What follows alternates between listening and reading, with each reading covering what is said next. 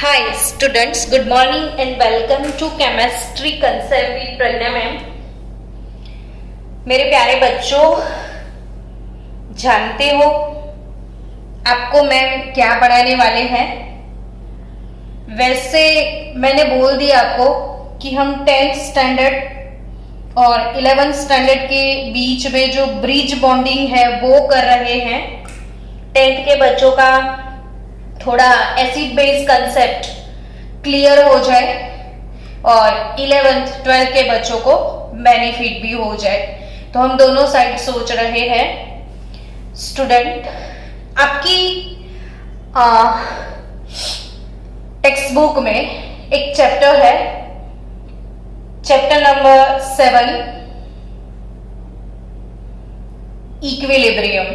Chapter number 7 equilibrium.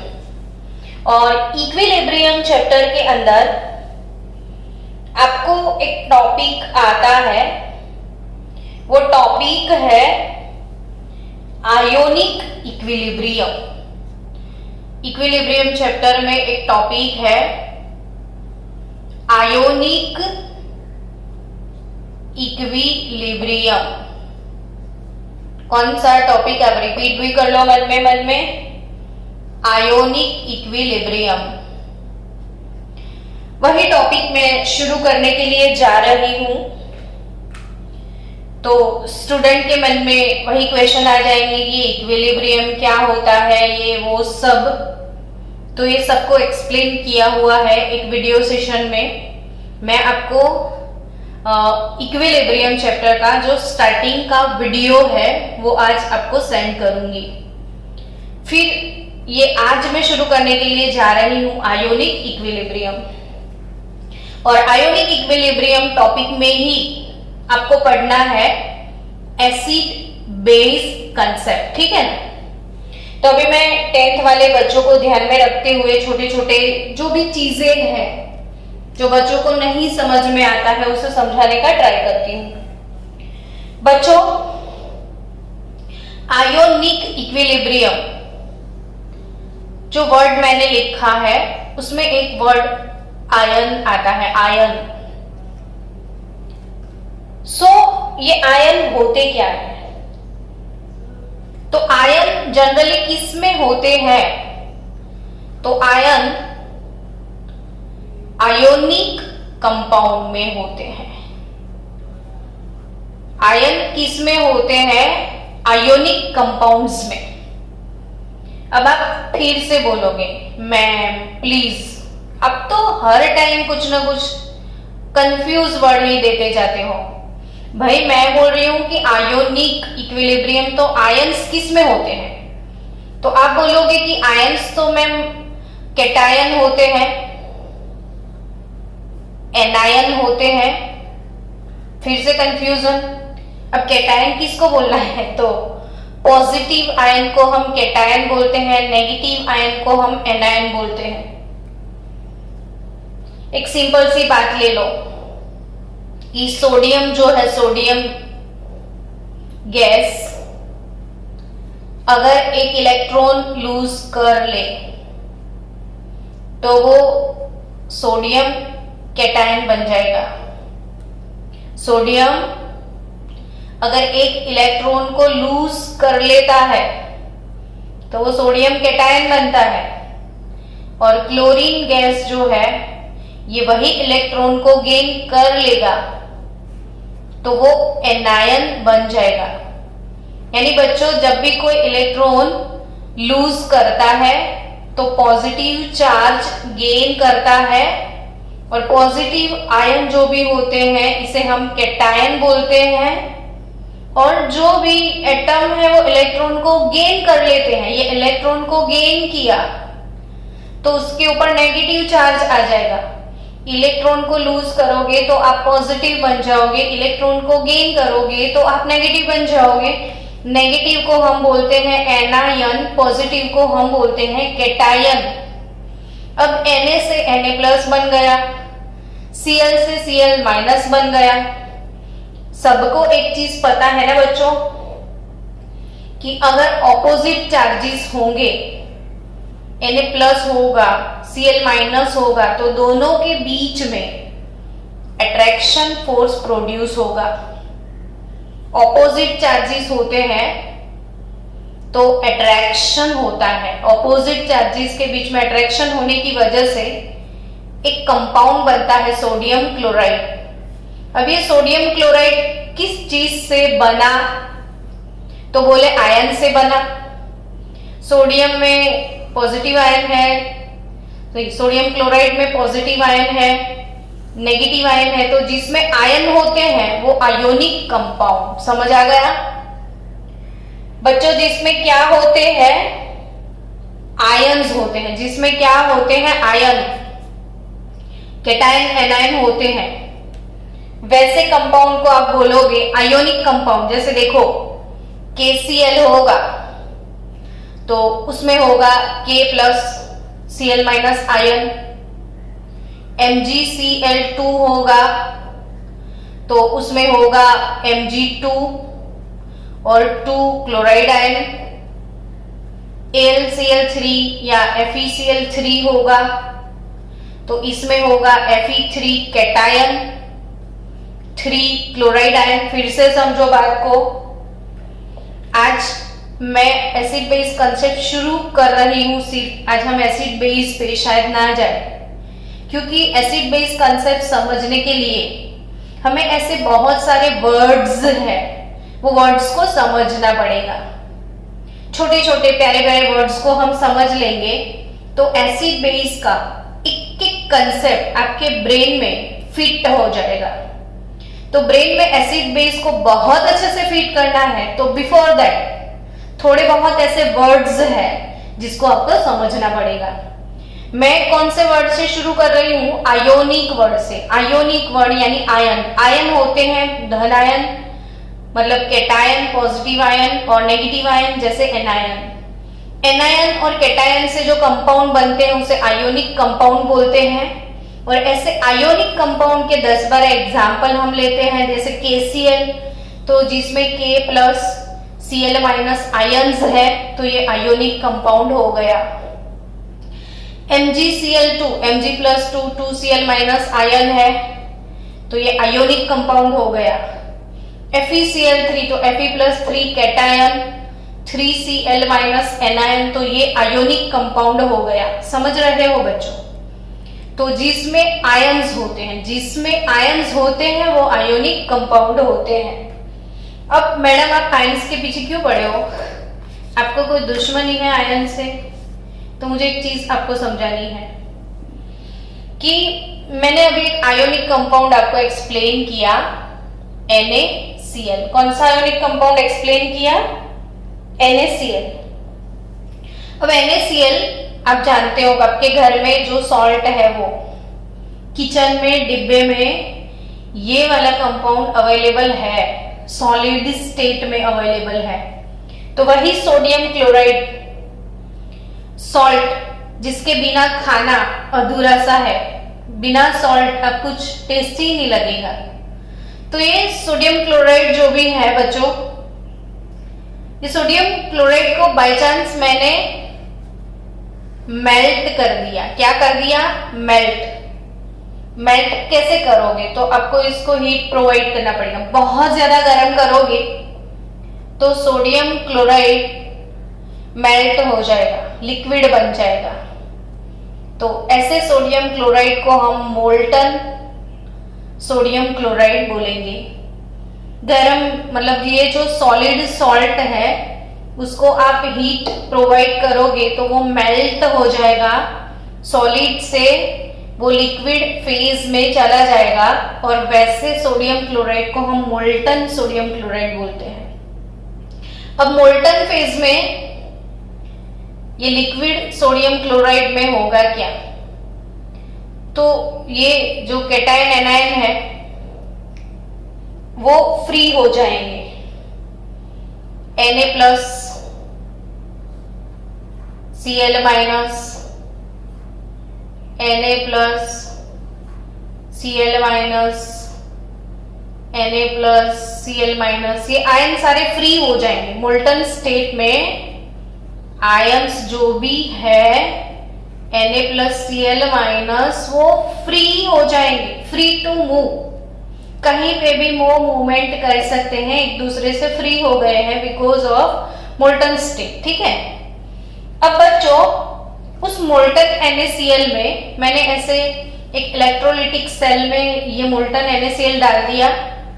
अब simple मुझे एक एनोड लगाना है, कैथोड डालना है, electrode, anode cathode, anode cathode जिसको हम बोलते हैं क्या है, इलेक्ट्रोड बोलते हैं। क्या बोलते हैं इसको हम? इलेक्ट्रोड्स बोलते हैं।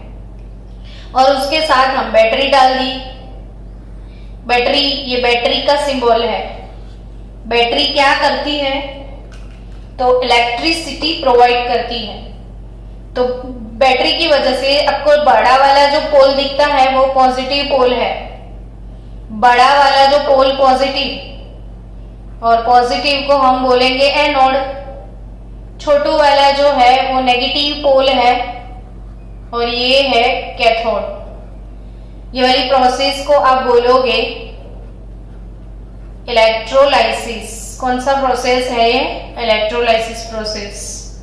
अब इलेक्ट्रोलाइसिस प्रोसेस में करना क्या होता है? तो एक हमें कोई भी ऐसा लिक्विड सॉल्यूशन चाहिए, जो कि हमने ले लिया मोल्टन सोडियम क्लोराइड, फिर एक दो इलेक्ट्रोड चाहिए, एक एनोड होता है, एक कैथोड होता है, और बैटरी डाल दो। This one is electrolysis process. कितना सिंपल सा बात है। अब बच्चे अब बहुत रट्टा मारते हो, लेकिन ध्यान से समझो कितनी मजेदार बात है कि ये पॉजिटिव पोल है तो इसके ऊपर पॉजिटिव चार्ज है, और जिसके ऊपर पॉजिटिव चार्ज है उसके टुवर्ड्स कौन जाएगा? नेगेटिव। तो जितने Cl- है सॉल्यूशन में, सारे Cl- एनोड की तरफ चले जाएंगे, और एनोड पे क्लोरीन गैस फ्री हो जाएगा।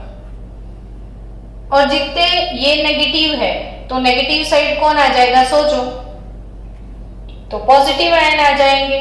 तो नेगेटिव साइड पॉजिटिव कौन आ जाएगा? सोडियम।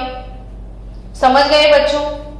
अब कोई भी आयोनिक सॉल्यूशन होता है, आयोनिक सॉल्यूशन में आयंस होते हैं, कैटायन होते हैं, एनायन होते हैं। अब आपने इलेक्ट्रोड डाल दिए तो पॉजिटिव की साइड नेगेटिव आयन चले जाएंगे, नेगेटिव के साइड सारे पॉजिटिव आयन आ जाएंगे, और आपको कुछ ना कुछ प्रोडक्ट मिलता है। अभी मुझे क्या प्रोडक्ट मिलता है, कैसे मिलता है, उसके साथ कोई लेना देना नहीं है। मुझे सिर्फ इतना समझाना है कि जो भी इलेक्ट्रिसिटी कंडक्ट हुई, मैं क्या समझाना चाहती हूं कि इलेक्ट्रिक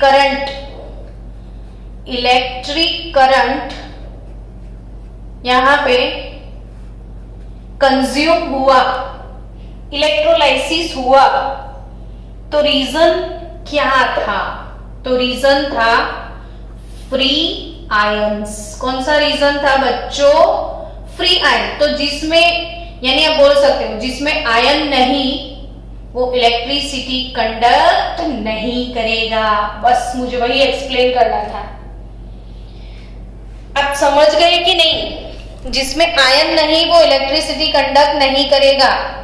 इलेक्ट्रिसिटी कौन कंडक्ट करता है? जिसमें आयंस है। Wait for 1 minute. चलो बच्चों, छोटी छोटी कंसेप्ट जो मैं ट्राई कर रही हूँ कि एक एक चीज आपके जहन में जाए, आपके ब्लड में चला जाए, ताकि केमिस्ट्री आपको जेम्स की तरह चॉकलेटी लगे। तो केमिस्ट्री को चॉकलेट बनाने का ये ट्राई है मेरा। भाई सबको एक चीज समझ में आ गई कि इलेक्ट्रोलाइसिस हुआ, इसने इलेक्ट्रिक करंट कंडक्ट किया। तो किया। अब क्यों किया? तो ड्यू टू फ्री आयंस इसने इलेक्ट्रिसिटी कंज्यूम करी। अब मान लो शुगर का सॉल्यूशन है, तो 10 के बच्चे शुगर आज ही सुन रहे होंगे, है ना, और 11 के बच्चों को तो शुगर पता है। तो शुगर होता क्या है? Sucrose. Sugar means what? Sucrose. और सुक्रोज का फॉर्मूला क्या होता है? C12H22 O11, C12H22O11, ये शुगर है, शुगर। अब शुगर को आपने पानी में ऐसे डिसॉल्व कर लिया, शुगर सॉल्यूशन को पानी में डिसॉल्व कर लिया, एनोड डाल दिया, कैथोड डाल दिया, बैटरी लगा ली, इलेक्ट्रोलाइसिस कर लिया। तो बच्चों शुगर जो है इसमें कोई भी कैटायन एनायन नहीं है, no cation no anion. Sugar ये पूरा एज अ मॉलिक्यूल पानी में डिसॉल्व होगा, इसके शुगर के मॉलिक्यूल होंगे, इसमें ना कैटायन रहता है ना एनायन रहता है। अगर कैटायन एनायन होते तो ऐसे ऑपोजिट इलेक्ट्रोड पे जाते, ऑपोजिट इलेक्ट्रोड पे जाते तो इलेक्ट्रिसिटी कंडक्ट करते, बट हमारे पास तो आयंस ही नहीं है, हम तो मॉलिक्यूल्स हैं। और मॉलिक्यूल है तो ना हम पॉजिटिव है ना नेगेटिव है, हम तो न्यूट्रल है। और हम न्यूट्रल है तो क्यों पॉजिटिव नेगेटिव साइड जाए। तब भी बच्चों शुगर के अंदर फ्री आयंस नहीं होते हैं, शुगर के अंदर फ्री आयंस नहीं होते हैं शुगर सॉल्यूशन में। तो इसीलिए शुगर जो है उसको हम बोलेंगे नॉन इलेक्ट्रोलाइट, जो इलेक्ट्रिसिटी कंडक्ट करता है, जिसके पास आयंस है। ये सोडियम क्लोराइड को आपने बोलना है इलेक्ट्रोलाइट और शुगर को आपने बोलना है नॉन इलेक्ट्रोलाइट। तो इलेक्ट्रोलाइट और नॉन इलेक्ट्रोलाइट का डिफरेंस आई थिंक आपको पता चल गया कि इलेक्ट्रोलाइट वो होते हैं, इलेक्ट्रोलाइट वो होते हैं जिसमें आयंस होते हैं और नॉन इलेक्ट्रोलाइट वो होते हैं जिसमें आयंस नहीं होते हैं। समझ चुके हो बच्चों। तो आयोनिक इक्विलिब्रियम मुझे समझाने के लिए जो जो टर्म्स की जरूरत है मैं वो टर्म्स को क्लियर करवा रही हूं बच्चों, सुनो ध्यान से। On the basis of conduction of electric current, on the basis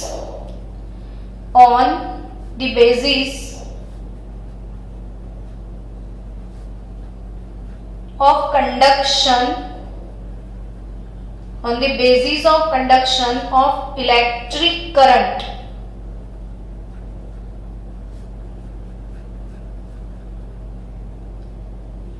through their solution mister Faraday, हमने किस साइंटिस्ट का नाम बोला, मिस्टर फेराडे का। इन 1824 फेराडे अंकल की मैं बात कर रही हूं, फेराडे। तो on the basis of conduction of electric current through the solution, Faraday in 1824 classified all substance into main two categories. Faraday uncle ने जितने भी सब्सटेंस थे उनको टू कैटेगरीज में क्लासिफाई किया और वो टू कैटेगरीज है, एक है इलेक्ट्रोलाइट्स और दूसरा कैटेगरी है non electrolytes.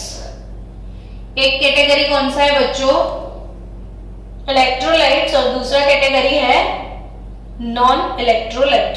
Now according to Faraday uncle, what is the definition of electrolyte? According to Faraday, हाँ बच्चों सुनो ध्यान से, according to Faraday, तो किसको हम इलेक्ट्रोलाइट बोलते हैं?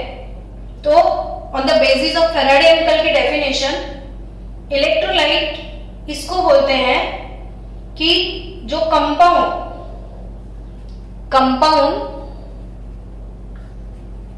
whose सॉल्यूशन, यानी किसी कंपाउंड को पानी में आपने डिसॉल्व कर लिया, किसी कंपाउंड को पानी में आपने डिसॉल्व कर लिया तो वो सॉल्यूशन हो गया। या फिर डिसॉल्व नहीं किया, NaCl को मेल्ट किया था तो उसका मेल्ट ले लो, डिसॉल्व करो या गर्म करके मेल्ट कर लो, लिक्विड कैसे भी बना लो। तो कंपाउंड हुज सॉल्यूशन और melt conducts electricity, that called electrolytes. और इसका opposite definition, does not conduct electricity is called non electrolyte. तो जो इलेक्ट्रिसिटी कंडक्ट करता है, जिसका सॉल्यूशन और मेल्ट इलेक्ट्रिसिटी कंडक्ट कर जाता है, वो इलेक्ट्रोलाइट्स, और जो कंडक्ट नहीं करता है वो नॉन इलेक्ट्रोलाइट। और अभी अभी आपने समझा कि NaCl था जो इलेक्ट्रोलाइट था और शुगर के सॉल्यूशन थे वो नॉन इलेक्ट्रोलाइट थे। अब क्यों? तो एक्चुअली रियल डेफिनेशन अब चेंज हो गई कि यस, इसने इलेक्ट्रिसिटी कंडक्ट किया, नो डाउट, बट कंडक्ट करने का रीजन क्या था वो समझना है ना। कंडक्ट करने का रीजन भी है ना उसके पास, तो उसने कंडक्ट क्यों किया वो रीजन सुनो। तो उसके कंडक्ट करने का रीजन था, इसमें आयंस थे। समझ रहे हो बच्चों? सो नाउ ये डेफिनेशन चेंज हो चुका है कि इलेक्ट्रोलाइट हम किसको बोलते हैं। तो इलेक्ट्रोलाइट की डेफिनेशन अब जो चेंज हो चुकी है कि एक्वियस सॉल्यूशन, ये चेंज किसने किया? तो 1880 ये फैराडे अंकल की बात है। फैराडे ने बहुत सिंपल डेफिनेशन दिया था, जो इलेक्ट्रिसिटी कंडक्ट करे वो इलेक्ट्रोलाइट, ना कंडक्ट करे वो नॉन इलेक्ट्रोलाइट। लेकिन ये चेंज किया आर्हेनियस अंकल ने। हमारे कौन से अंकल इसको चेंज करके गए? आर्हेनियस। आपने 10th में नाम सुना होगा एसिड बेस कंसेप्ट में, आर्हेनियस अंकल का। तो Arrhenius in 1880 explained that conductance by an electrolyte is due to the presence of ions. Conductance of electrolyte due to the presence of ions. मैंने कब से यही आपको समझाने का ट्राई किया कि ये इलेक्ट्रिकल कंडक्टेंस किसकी वजह से है, तो ये फ्री आयंस की वजह से है। So now a new definition of electrolyte we have two category. Electrolyte किसको बोलते हैं? इलेक्ट्रोलाइट किसको बोलते हैं? तो इलेक्ट्रोलाइट वो सब्सटेंस है जिसमें आयंस होते हैं। यानी मैं अपना डेफिनेशन अब लिख के देती हूँ आर्हेनियस अंकल वाला कि किसको इलेक्ट्रोलाइट बोलेंगे हम।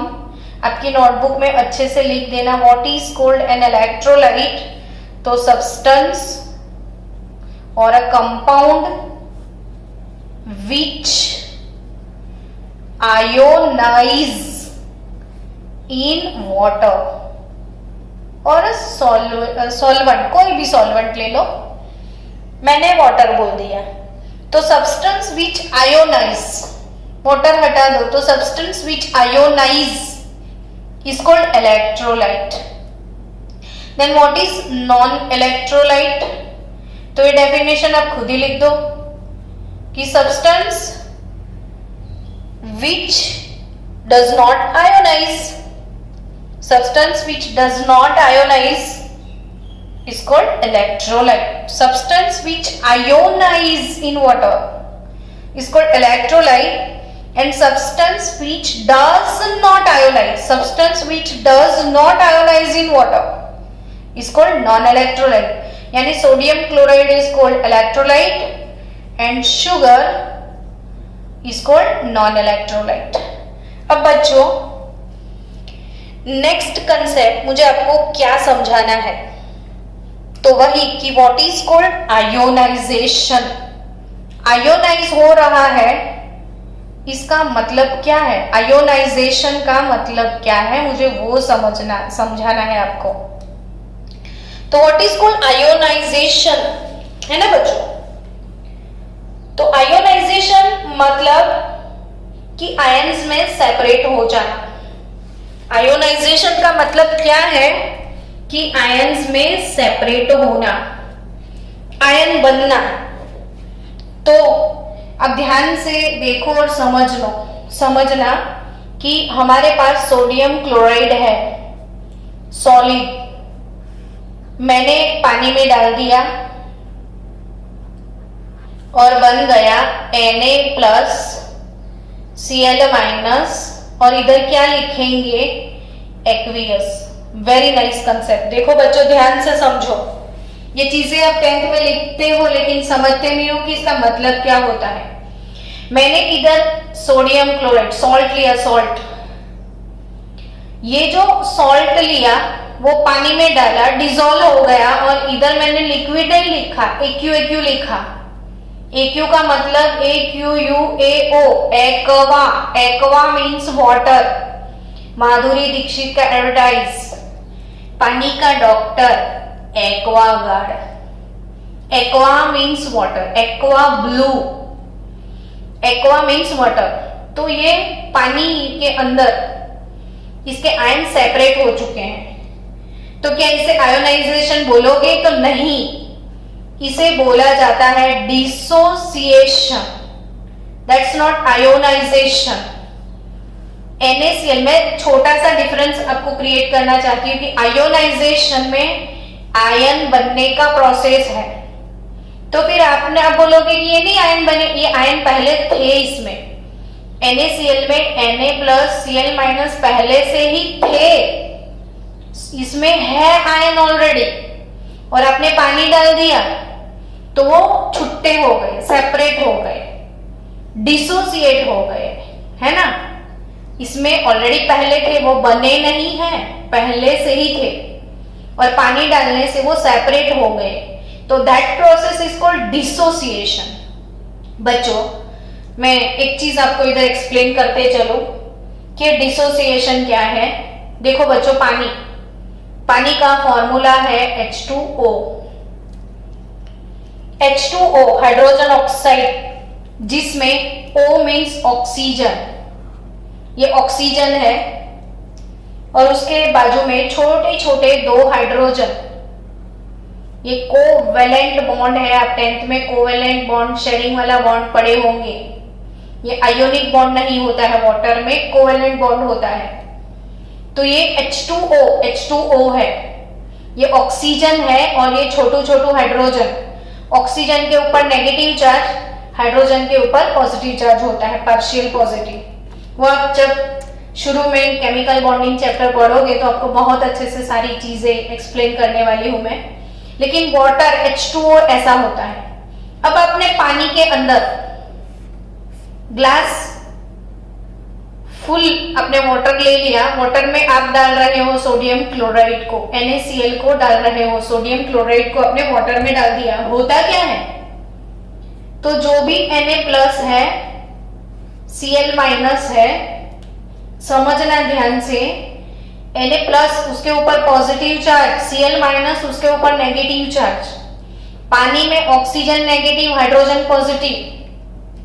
तो बच्चों पॉजिटिव के साथ ये सारे वाटर के मॉलिक्यूल ऐसे आ जाएंगे, Na को कवर कर लेंगे। पानी में अपने सॉल्ट डाला तो इसमें Na को ऐसे पूरा कवर किया जाएगा पानी के मॉलिक्यूल्स से, और ये छोटे छोटे इसके 2 हाइड्रोजन। कितना क्यूट लग रहा है ये पानी, देखो तो सही।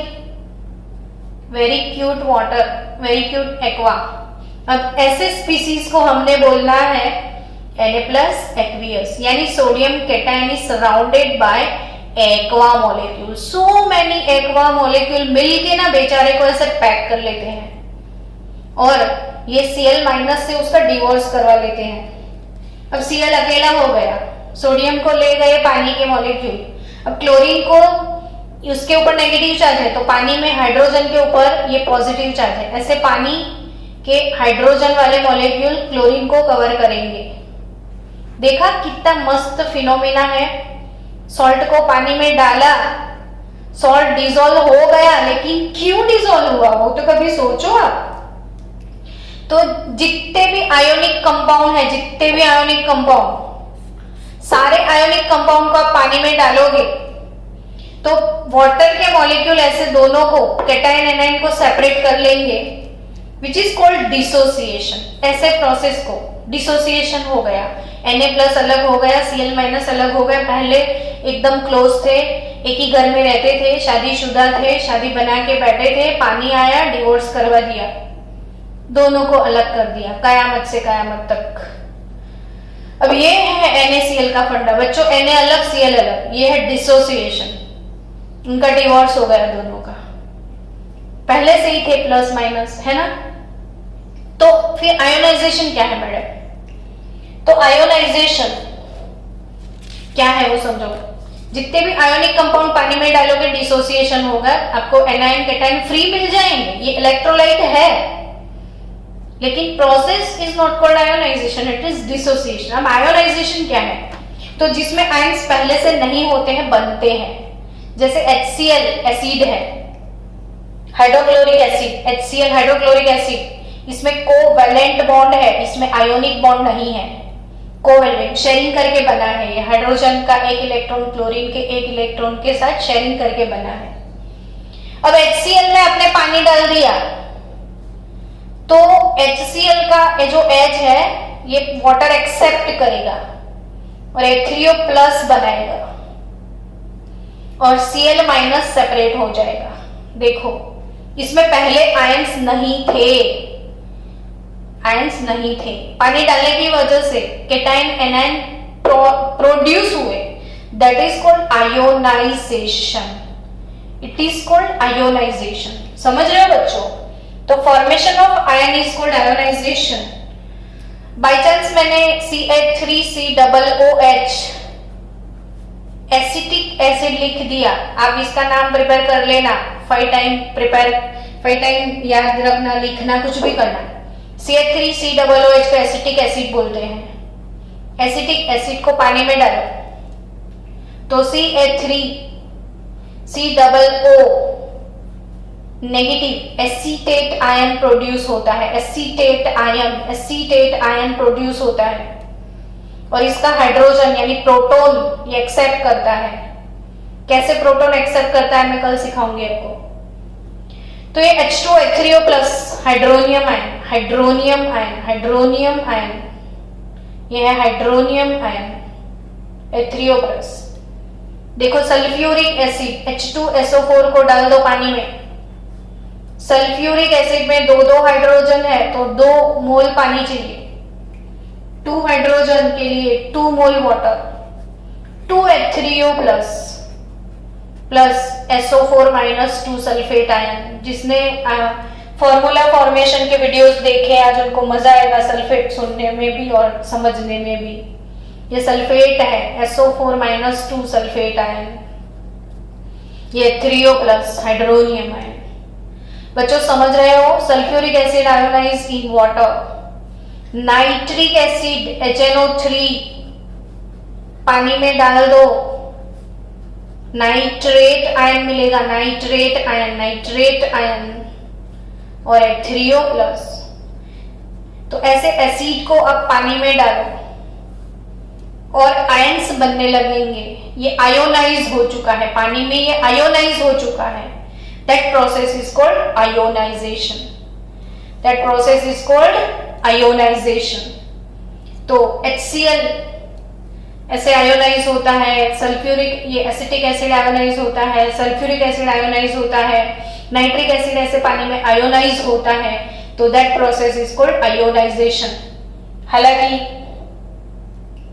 NaOH ले लिया आपने, NaOH बेस है, पानी में डालोगे तो NaOH सॉलिड है तो आपको मिलेगा Na+ एक्वियस OH- एक्वियस। ये डिसोसिएशन है, ये आयोनाइजेशन है। ये क्या है? उसमें ऑलरेडी Na+ OH- थे तो ये डिसोसिएशन, ये आयोनाइजेशन। तो बेसिक कंसेप्ट आज हम सिर्फ इतना ही सीखे हैं बच्चों की क्या इलेक्ट्रोलाइट है, क्या नॉन इलेक्ट्रोलाइट है, क्या आयोनाइजेशन है और क्या डिसोसिएशन है। तो आगे का कंसेप्ट नेक्स्ट वीडियो लेक्चर में आपको मिलेगा।